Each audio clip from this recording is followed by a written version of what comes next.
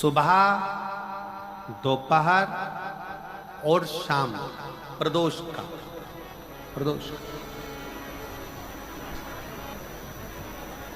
ये तीन समय एक ऐसा समय है, मान लो सुबह यदि आपको समय ना मिले भगवान शंकर का गुणगान करने के लिए, मान लो दोपहर का समय ना मिले शंकर भगवान का गुणगान करने के लिए, तो शिव पुराण कहती है जब सूर्य डूब रहा हो, प्रदोष काल का जब समय हो, तब उस शंकर का गुणगान करो तो सारी जिंदगी तुम्हें किसी के आगे हाथ नहीं फैलाना पड़ेगा।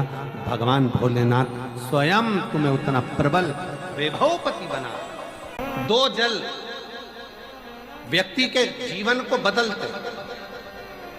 कितने जल? जम के बोलो जरा। दो जल। एक देवाधिदेव महादेव के लिए भरा गया एक लोटा जल, और दूसरा है स्वयं के लिए भरा गया एक लोटा जल। बहुत सावधानी से सुनिएगा। दो जगह का जल व्यक्ति के जीवन को बदल देता है। एक शिव के लिए भरा गया जल और दूसरा स्वयं के लिए भरा गया जल। शंकर के मंदिर में जा रहे हो, एक लोटा जल अपने घर से भरकर लेकर चले जाओ, और अपने घर में जब तुम भोजन करने बैठ रहे हो, जब तुम भोजन को ग्रहण करने के लिए बैठ रहे हो, तब अपने घर में जब तुम भोजन ग्रहण करने बैठ रहे हो तो एक लोटा जल या एक गिलास पानी भरकर बैठो।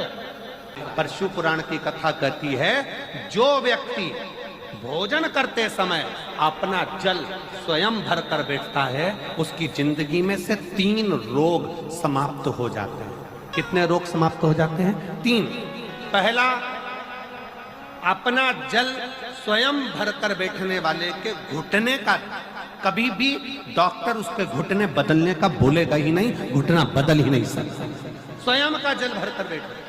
दूसरे नंबर पर, जिसकी रीढ़ की हड्डी में कमर से लेकर कंधे तक जिसकी हड्डी में दर्द होता हो, या जो सुबह सुबह सोकर उठता हो और उसके कंधे दुखते हो या पीठ दुखती हो। दूसरे नंबर का रीढ़ की हड्डी का दर्द। और तीसरे नंबर का डॉक्टर को दवाई खा खा कर परेशान हो गए और आधा सिर का रोग, भुकुटी, ये भौएं दुखती हो, सिर दुखता हो, ये कान के पास का दर्द होता हो, तो अपना भोजन करते समय अपना पानी स्वयं भर कर बैठो। आपको ये 3 रोग से मुक्ति अपने आप मिलना प्रारंभ